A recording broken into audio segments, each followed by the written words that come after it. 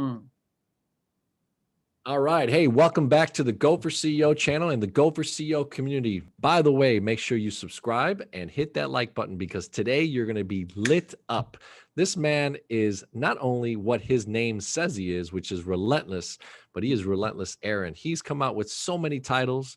He's all over the place. He's on Clubhouse. He's on Amazon. He's on his own web film books. I mean, this guy is all over the place. He's got a car wrapping business. I told you, I bring you the CEOs, the founders, the entrepreneurs, the intrapreneurs that are out there in the United States and around the world that are from startup to $1 billion in business. And this guy, I met him recently over the channel of Clubhouse. We were in the same room, and this guy's been giving so much great content that I had to have him on the Go4CEO channel. He was gracious enough to give me about 30, 45 minutes here. And we're also live streaming because he's got the technology to be able to go on Instagram, on Clubhouse and everything. So we're excited today to have Mr. Relentless Aaron. How are you, my man? Thank you so much Hey, for coming.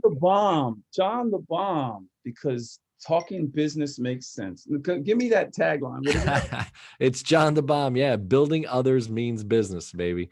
That's right. That's right. Yeah. That's my moniker on Clubhouse. And you're relentless, man. So easy enough to tell people when I refer them to you, I'm like, man, you got to look up Relentless with that red background and just a stud of a person. So tell us a little bit about kind of just your background and how you got to the web film books or even just relentless content or the car wrap. I mean, like, just tell us a little bit about the background of why your mind thinks like an entrepreneur. Man, you know, from as long as I can remember, man, I've been in business. So at age 10, if that makes sense, my dad dragged me into his delicatessen and had me working his cash register. Um, that is where it all started. It was a little deli in Mount Vernon, New York. I remember cigarettes used to be under $1. I remember a stick of not a stick of gum, but a pack of gum used to be under 25 cents, probably more like 10 cents. I remember those things, and I also recall we had multiple businesses under the same umbrella. So we had the delicatessen, and my dad built a liquor store next door. So there's a connecting door, and the liquor store had bulletproof glass. So a customer would approach and they would ring a bell, and we would hear it in a deli. And my dad would run through the middle door, connecting door, to serve a customer the liquor. So, Mhm. you know, if you can picture shelves of liquor, you know, the vodka, the gin, it's whiskey, all of that stuff. Well, little did anyone know that this was all you know, it's all a maze. And when my dad left and he felt comfortable enough, I ran all of that. Wow. Picture the delicatessen. He had vending machines in the back, sort of pinball machines, and also we had hot food as well. So we had a deep fryer where we would drop a hot sausage in the deep fryer, or French fries in the deep fryer, or burgers on the grill. This is all stuff that I just took in by default. It's like a blitz. Okay, we got to put groceries on the shelves. We got to keep an eye out for the people trying to steal. You know, maybe I'll be next door serving the liquor. 10, 11 years old, serving the Wow. liquor. But meanwhile, my eye is, in the back of my mind is the deli secure, right? So we're doing all of this under one roof. Meanwhile, my dad is out basically setting up other delicatessens. Mm. So I come to find out over time, you realize, oh my God, he got 5 of these. He started with 1 and he went to 5, and then he had a laundromat, and he had rental income properties, and he had a bar. So the bar was kind of next to the delicatessen, that original deli that I spoke on, right? And the bar went through the transition of Engelbert Humperdinck to Madonna to Snoop Dogg, if that Mhm. makes sense. So it went from just being a speakeasy where people went after work to having rated X movies once a day, once a week, to being a strip club. So it actually, he shut down all of the businesses for this because this was making at some point 20 grand a week, and inevitably we moved it to a larger location. So it was a big progress. And this man did this with no cell phones, no websites, no, like he was Superman. And you didn't really see that. It just was what it was. So this is all that this was my reference in life: diversified revenue streams, consistence, discipline, because there wasn't a day that he didn't smack me upside the back of the head, um and danger. My dad was in a shootout. Upstairs on top of the delicatessen was where there were apartments, and one of the apartments was us. We moved from a comfortable single family home to an apartment up above so he could keep it all in one. But also he took the money from selling the house to the bulletproof glass, because that was a very expensive endeavor. Like, Mm. I think like just a lot of money. So the point is that we heard these gunshots.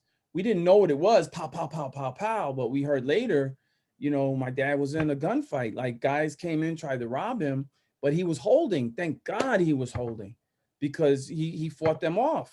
He never took a bullet. I don't know what happened to the other guys, but I just know this story in my teens, in my 12, 13, 14 years old. So this is the DNA of me, John. Um, it's grit. It's full of grit. It's full of determination. It's full of pivoting.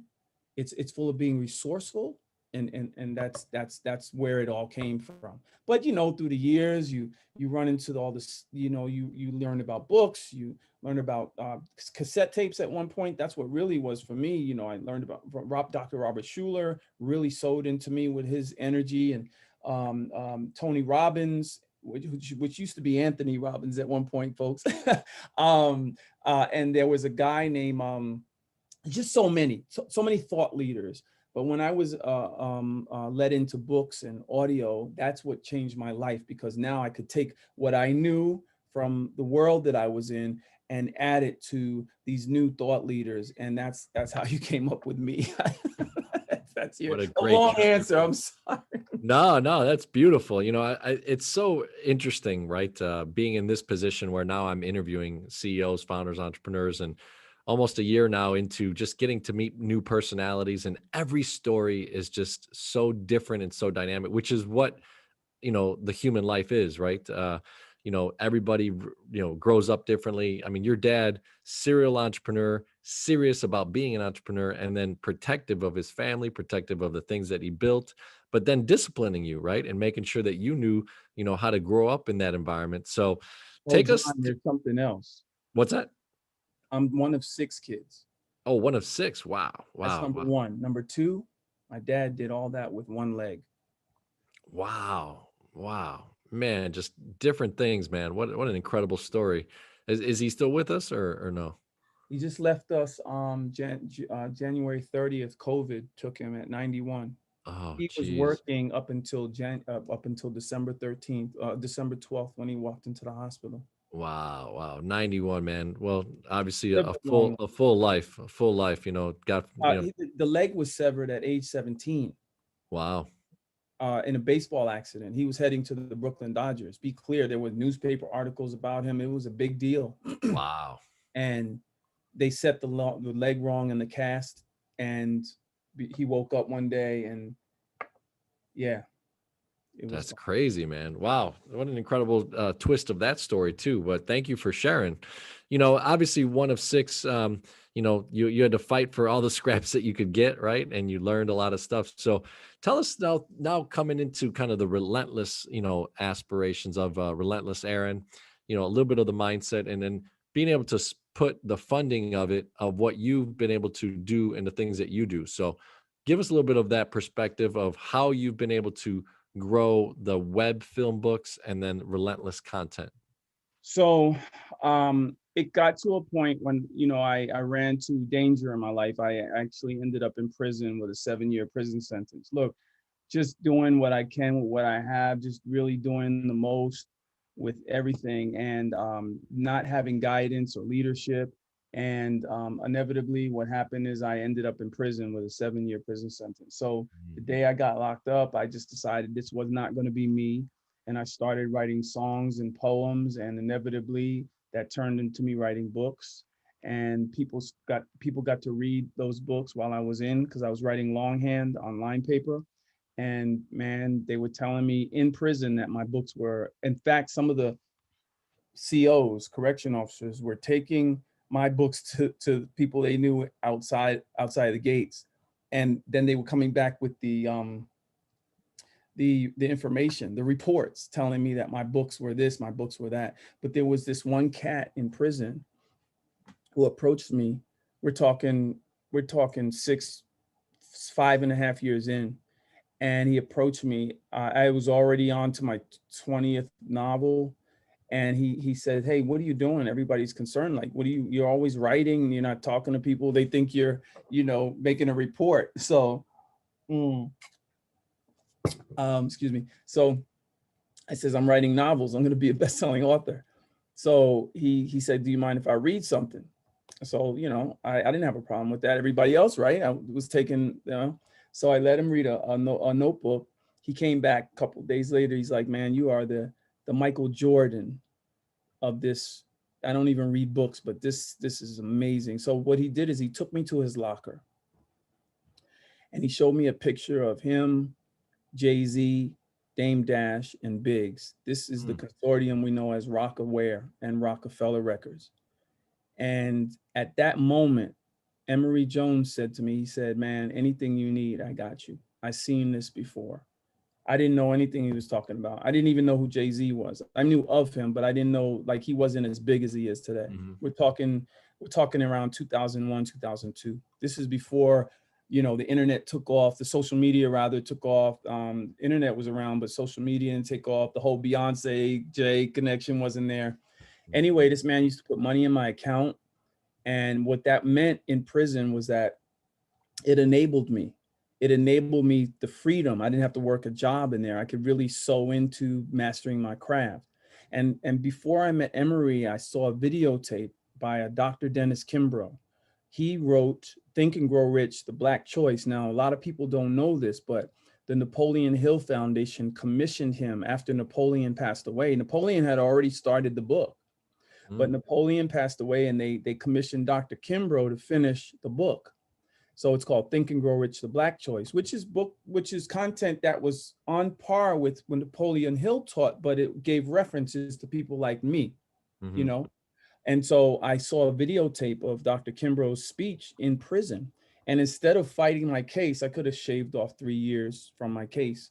But instead of fighting my case, based on his teachings in that videotape, which was that you master something for 3 to 5 years, you could be the best in your town or your city. And you master something for 5 to 7 years, you could be the best in your state or your region. But if you study and master something and become an apprentice for 7 to 9 years, you could be the best in the world. And remember, I had 7 years. So Mhm. that resonated with me, and I decided, let me do that. So I focused on that alone, focused on mastering my craft. That means I read books about writing. I read other authors. I read the GOATs like Patterson and Grisham and Sheldon and Elmore Leonard and Donald Westlake and James Patterson. And I read these authors with the purpose of dissecting what they did and how they did it, because every book is a blueprint. And I learned that from reading books. So they said that you had to be an apprentice, you had to master your craft. So what does that mean? So these are the books that I read, and that's the process of me becoming an award-winning novelist, a popular novelist, globally renowned, a six-figure book publishing deal, all of the things, movie deals, all that stuff came. New York Times, not only did they put me on the New York Times cover of the arts and leisure section, the top flap with a photo, but there's the run-on story inside of the section, which another half a page. I'm telling you, I look back at it, I'm saying OMG to myself, because I made Time Magazine, I made NPR, I did all the things that, John, honestly, Black guys don't get, Black Mhm. authors don't get. Let's just be real. We don't get shelf space in Barnes and Nobles. We don't get it. But if you master your craft, it's possible, more possible than not, that you will get there. So yeah, to your point, that's so because I write books, and because I've learned media from a long time ago. I've been doing video, and because the internet is a thing, I decided to create the company webfilmbooks.com, and that's my company. So yeah, so yeah, that's it's a long story, man. You're chunking it down. Hopefully I'm not all over the place. No, no, no. I think it's fantastic. You know, in the Go for CEO community, we've interviewed auto body people, we've interviewed healers, we've interviewed, Taekwondo, studio people, and really, it's just about bringing that right story to the people. I love that. Obviously, you've had this whirlwind of from childhood to experiencing, obviously, having to go to prison and understanding kind of how do you reform yourself and transform yourself into this incredible relentless brand. And so thank you for sharing that. Now that you've you put web film books together, what were some of the things that you thought about, operationally, like structure wise, and how you saw this business now being able to serve the community and being able to build something significant that you have? So let me tell you, to this day, I've never put together a business plan. Mm. And I know I'm sorry to make you mad. No. Not just I'm just saying you. I'm talking to Coach. I'm talking to Mr. Finance. I'm talking to all the people we know, all the people we know who preach about business plan. I'm different. I'm not saying that you shouldn't have a business plan. I'm different. Mind you, I saw my dad walk something into existence, no business plan. I I had a magazine at one point called The Superstar, no business plan. I had a TV show called Superstar USA, no business plan. I got this big book deal with the biggest publishers in the world. Then the book deal with 50 Cent. Then the film deals with Bill Duke, no business plan. So even the Relentless House, the bed and breakfast that I run here in Atlanta, I no business plan. But I will say that I had references all along the way that Mm. served me the information that I needed to be successful. So the bed and breakfast I learned by default of me I was hired as a filmmaker to go to Kissimmee, Florida, where I filmed 90 boxing bouts in one weekend at the Radisson Hotel. And what I did was I went down to Kissimmee a day before. The budget put me in a hotel, but it didn't pay for the day before. So I wanted to spend a day down in Florida. So I go down and I take a guy's bed and breakfast.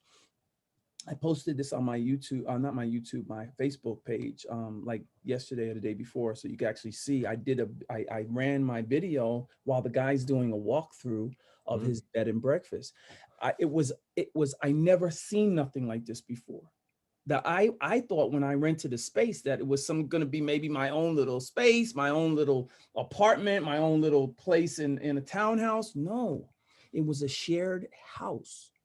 And so what it was this guy had it so laid out that he's like the goat of Airbnb, people. And so he did the walkthrough, and what that was the business plan. That Mm. was all I needed because I could follow that and do it in Atlanta. And so I said to the guy, I says, "Hey, do you mind helping? Because I want to do this in Atlanta. It's not gonna take money from him." Mm. So he every day, not every day, but throughout the course of the next year, I would ask questions and he would shoot back the answers. A year later, 4 years ago, by the way, this last month, I opened the Relentless House. And so just wow. I had to do all the things to get in place. I had to get the money. I had to do 7,500 Uber rides. I had to get my credit fixed up. I had to do all these things to get here to a place that is my oasis. This is an entrepreneur's habitat. It's got Mhm. all the books, it's got all the video, it's got all of the everything, the digital, the this, the that. It's just like wow. And I don't have to leave home. And that's the beautiful thing. I was COVID before COVID. I was COVID ready before COVID. I Yeah. built I built the 9-hole miniature golf course here on the property. I got a studio in the basement. And guess what? It's all paid for because I have guests. I have people check in through Expedia and hotels.com and booking.com. And I've mastered this just like I mastered my books. Booking.com gave me a 8.3 rating. And I have a lot of 5-star ratings, a whole lot of reviews because I'm consistent. Now I'm going back to dad, right? Consistent, Mhm. disciplined. I have a vision. I know how to pivot. Like sometimes I get a bad guest or sometimes, I have to put out a fire. You know what I'm saying? So these are things that everything my dad did, I'm doing, John. That's amazing. Everything my dad did, I'm doing. I have diversified revenue streams. I have a Turo business going from here where I have multiple vehicles rented out daily. I have a food service business. I have the bed and breakfast, constant guests coming in and out from all over the world. Let me shut that down. Do you hear that? Yeah, a I little bit. don't know. Let me. Sorry about that. I thought I blocked out everything. I put on do not disturb on my It's all phone. good. It's all good. It's all good. And Look, and so that came through the iPhone, the Apple. I got the tablet. It's a hot mess. It's a you hot know mess. what? I love it. I love it. You know why? Because it is just non-traditional. Everybody talks about, hey, you have to do this, you have to do this, you have to do this, right? Cookie cutter. And honestly, everybody's different, right? Everybody has a capacity to be able to do many different things, right? So, we talk about in Clubhouse, right?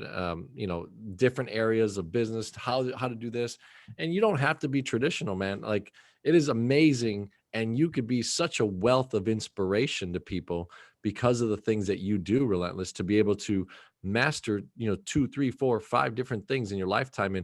And God, I mean, you've got the talent and God gave you the talent and you're using it, which is the most important thing, because ultimately you could have just, bowed down to the issue that had gotten you into prison and said to yourself, I'm done with life, right? This is it. But no, you took the other course, you built yourself up, and now you became this relentless entrepreneur and serial entrepreneur. So fantastic stuff. I really love it. I think it's fantastic. I think Go4CEO channel, Go4CEO community, sorry. You are just learning some really crystal nuggets about things that you could do to be thinking, how can I maneuver this? How can I position that? How can I put this piece over here so that could work? And you see, it's a domain of where Relentless is, and he created his own atmosphere to be able to do 3 or 4 different things out of one place, which But is it's just becoming resourceful. That's all it is me being resourceful with my 24 hours. We all have 24 hours in a day. I don't care if you're entitled. I don't care if you have a whole lot of money that daddy left you. It doesn't matter what job you have, what position or title you have, what schooling you went through, what block you live on. This life is about how resourceful can I be with my 24 hours? Because no matter who you are, that 24 hours is the Bible.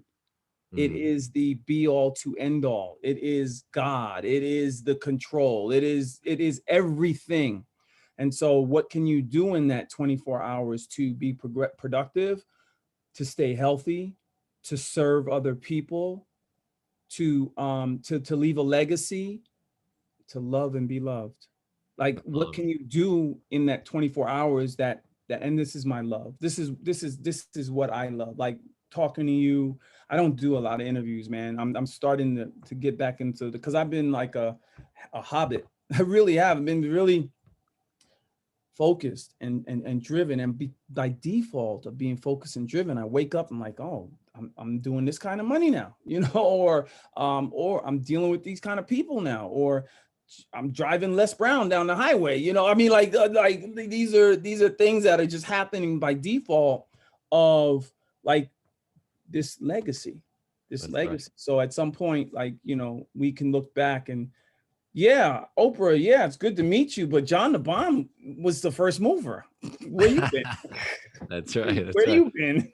Awesome. Awesome. Well, look, I think it's really cool to hear, the operation side of things too, and how you've put together everything. So tell us a little bit about how do you decipher the marketing of each piece? Like you talked about Turo, the bread and breakfast, obviously you got your books that people know you around the world for, so give us a little insight of how you kind of break down the marketing for each and every one of your businesses. So that's fair. So if I was looking at it from the perspective of components and budgeting and things of that nature, I'd be a hot mess because I'm one person. Like, what did the ABC World News? They said he's a one-man marketing machine, right? John Michael Gerber changed my life. Mm. Absolutely changed my life. I read that probably 4 years ago, and then I reached out to him, and then we had this back and forth through email because I realized he was in San Diego and my sister is out there with her managed care facility, which is really like a bed and breakfast for older people, by the way. Yeah. And that book, the whole systems and apps, having apps to manage things, and the whole transparency, and it's very clever. It's very clever. I wish I thought of it first. So my cars rent on Turo. It's an app. When people want a car, they already pre-qualify them. I don't have to worry about that part. They already take a deposit, or they put their credit card information. I don't have to worry about that part. They have my information, my address, where to show up. They have the photos of the cars. They have the ratings from other customers. They have all of that customer business to customer relationship all handled. I don't have to worry about that part. When they show up here in Uber to pick up a car, I basically use the app to take photos of the car to ensure how it left, the gas in it and the mileage, and I give them the key. I check their driver's license. All of that stuff was authored by Turo. They're the ones that created that process. I don't have to worry about that part. And then they leave and the car is insured by Turo. I don't have to worry about that part. And they come back, guess what? They drop the car off, I'm asleep. They leave the key where they're supposed to leave it. And when I wake up, oh, we got a car in the driveway, or we got 2 cars in the driveway, or, it's a system. Mm-hmm. Nothing I have to worry about. Oh, you know what? Sometimes they detail the car they bring before when they bring it back. Sometimes they always gas it up when they come back. It's a system. And if I apply that system to everything that I do, ultimately it's a win-win-win all the way across the board. So the bed and breakfast, same thing. Expedia or hotels.com or any of those platforms, they already have the website. They already do the marketing. Turo already does the marketing. The bed and breakfast, they already do the marketing. My food service, Uber, DoorDash, Postmates, Grubhub, Chow Now, all these platforms, they already do the marketing. I don't have to worry about that. All I have to do is master my craft, which is make sure that there's cars that are clean, or make sure that the food is delicious, or make sure that it's a comfortable setting here at the bed and breakfast. This is all I have to do. And it doesn't take much effort to do that. And by default, guess what? I've created the ultimate ecosystem. I get to eat, drive, and live for free. This is the biggest industries in the world: food, shelter, transportation. I got that covered. I'm about to get a fleet of 10 more vehicles. That is like, I used to be off grid, John. I was homeless for 2 years here in Atlanta. I lived in a van, which is really a tin can, and I put a futon in it because just the circumstances that's a longer story. But the point is that I know where I came from. And it's very important for me to stay grounded, to have my feet planted firmly, because I know that having the multiple revenue streams is really what frees me. It's really what frees me. Have constant. Oh, and by the way, all those defaults throw money into the bank account. Mm-hmm. They throw money into the bank account, the same place all the time, and that bank account grows, and the accountant has access. And the accountability is handled. The taxes are all handled from there. Everything is done for you. That's like a DF, was it the DFY? This is the ultimate DFY. And so I wish this on anybody, but you can't do it if you have dogs running around. You can't do it if you have babies running around. You can't do it if you have, some sort of environment that's not conducive Mhm. to what it is that you're trying to do. So it works for me. I can't put this on anybody. It couldn't work for you if you have like a split, like you have a townhouse that's a split. You live on this side and maybe you live on that side. But I serve my guests. I serve my guests like they need food or they need a Band-Aid or they need a fresh towel. I just by default, I want them to be comfortable and I want them to have a great pillow. And I just, those all the things that I want for me, I want for them. And I think that's what's missing out there. I don't think that DoubleTree is doing that, unfortunately. I went to West Palm Beach a couple weekends ago, and the not for nothing, the bedding was great, but this doesn't work if the cold water is not working in the shower. That doesn't work because it's something called scorching that just doesn't feel good on the body, Yeah, yeah. especially in mid shower. That doesn't feel good on the body. And it doesn't feel good if you get shifted to another room and now the toilets don't flush. I'm talking about the Hilton chain, one of Wow. the top brands. So I'm saying that to say, like, I pay attention. I go in and check and make sure that toilet paper is right, or I go in and make sure that, things, that all the things you have to have intention. And that's what I think is missing from business: intention, the end user, making the person feel like you would want to feel if you were a customer in that experience. Well, I love it. I love it. You just hit on, we probably don't have to ask that then, is the C of CEO is client experience. What an incredible journey you just went through. And just understanding, I will want to go back a little bit just to say, you're in a special place in time based on the things that you did before this time to now take advantage of the tools that are available today, right? And you've mastered that. You've realized, wow, Turo has this system set up. Whatever the travel channels have these systems set up so that my B&B can do well, that type of thing. So it's interesting how you've been able to go from being able to be a publisher, someone that has mastered that craft, to be able to be in these other different businesses, but then using the technology and using the systems to flourish what you do. So awesome stuff. Let's go into, one of the things that you talked about is just kind of handling a lot of things. Is there any aspect of your business, do you bring in independent contractors to kind of clean and do that type of stuff? Or are you So handling your yeah, I family, do like I do employee hire engagement? people. It's not all me. Okay. All right. I do hire people. I have an assistant here. She lives on site. She does a Okay. great job. She fills in for me where there's missing gaps. I have a cook that comes in on a nightly basis. She also cleans, so there's that. I have a guy that does my yard and like I sell appliances from here as well. I do a lot of flipping, John. Mm. So if there's something heavy, I got somebody to help me put it on the truck. All of those things are handled, but I don't mind cleaning up. Hey, is everything good? I just wanted to finish this interview. I know the ladies want some food. Never mind. No, I stop Oh, it okay, if okay, there's any cool. interruption. So, No, my but bad. no, yeah. No, Well, so we'll do this ending a little bit different because no, usually you're good. You're good. I'll ask, I'll ask client experience, which you just kind of nailed the episode before here, the segment before. You were talking about employee engagement and just how you put together your team. So go ahead. Oh yeah, so like I said, I have somebody to cook and clean, and ultimately I'm hiring more people. Even to do the miniature golf course outside, I didn't do it. I planned it, I designed it, but I had somebody to do it, and so I'm good with hiring people that will do the work better than I can do. I'm a creative; I can just about do anything. I'm like a MacGyver, right?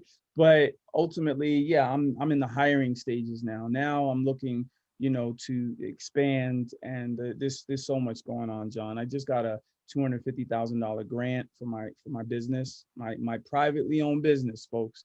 And I've also been responsible for getting $1.5 million in grants for other entrepreneurs. So I'm on another Fantastic. journey now, which is to help people get money, because I think bootstrapping is great. It's easy, but doing business versus business is so much more empowering. Business credit, building building financing, building like real things in life, you know, credibility factor on that a company can look at you in California, or they can be in London, and they could see your track record because your DNA is on Dun and Bradstreet, you know, Mm. or your DNA is on Experian, Equifax, and TransUnion.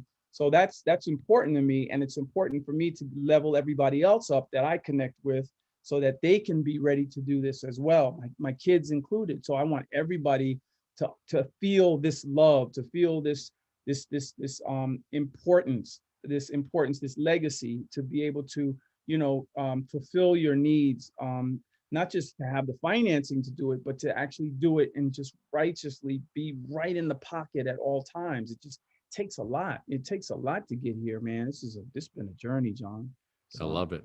You know, hopefully that answered your question. you definitely, man. I mean, you put together the C, all right, client experience. You put together the E for employee engagement.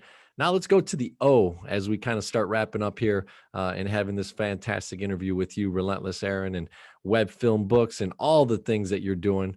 What is your secret to operational excellence?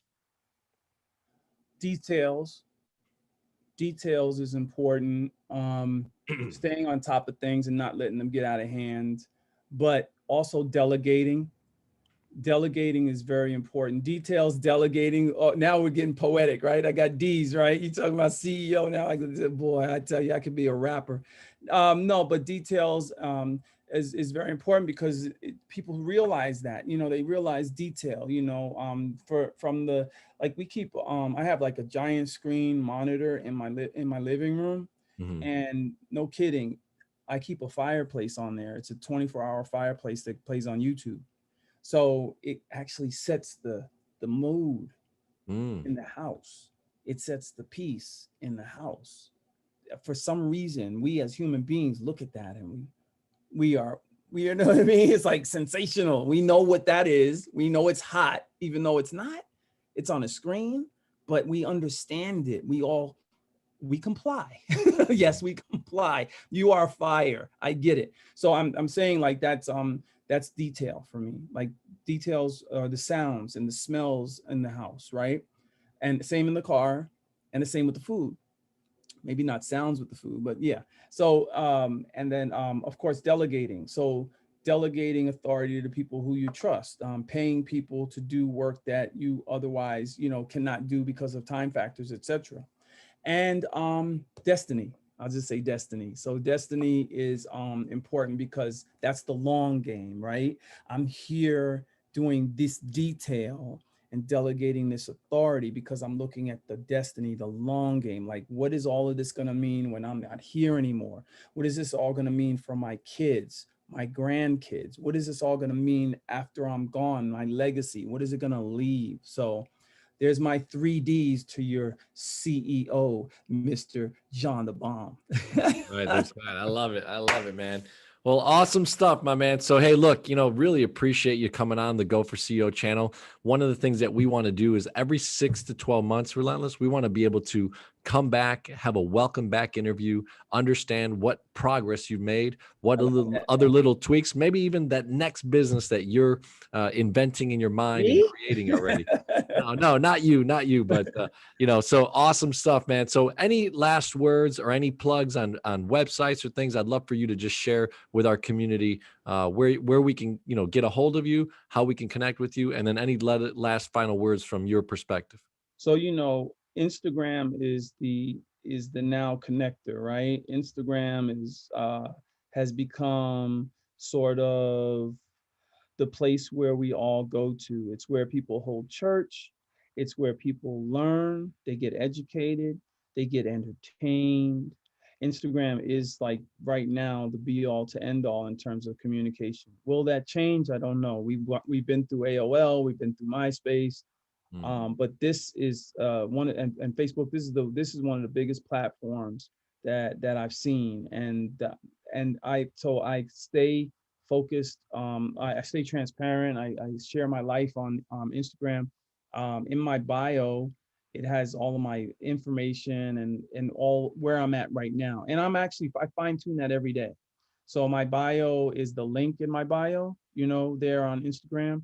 and that really gives people not only the journey, but it also, if I want to put something important in there, I do that. I'm actually revamping that page too, so it constantly goes through its revolutions, its evolutions, and it's an exciting time, man. Especially now getting people funded and getting funding for myself. In 6 months, I don't know. I'm gonna have to have my people talk to your people. Business capital, baby, business capital. So So awesome yeah, stuff, man. I do have a book coming out called I Did It, You Can Too, which is going to be sort of like really laying all of this out. I do have another book relating to Clubhouse, which is Mhm. going to be amazing. It's going to be a run to for everybody on Clubhouse. They're going to really want to know how I did that. And then finally, I'm doing books for others. I write books for other people. So I just finished a book for a client that just he made transition from the 20 years of Air Force duty, and then I have another book that I'm authoring for like a gangster out of New York that's coming soon. So there's so many, and then I have a Netflix project that I've been brought on to. I had a face to face with a big time mogul, and he's like, "I want you to write this story. This is right up your lane." So I have so much on the table, but I tell you, folks, it gets easier when you have these processes in place, because that's why I'm able to do so much. I'm able to get my sleep. I'm able to stay healthy, and I'm able to love and be loved in return. And that's I me. love it. I love it, my man. Well, hey, thank you so much. Many blessings for being able to make the time. I know you're a busy guy, and I'll see you soon on Clubhouse, my man. Indeed, I'm actually just for y'all. Well, I don't know if you're live. I guess they're live on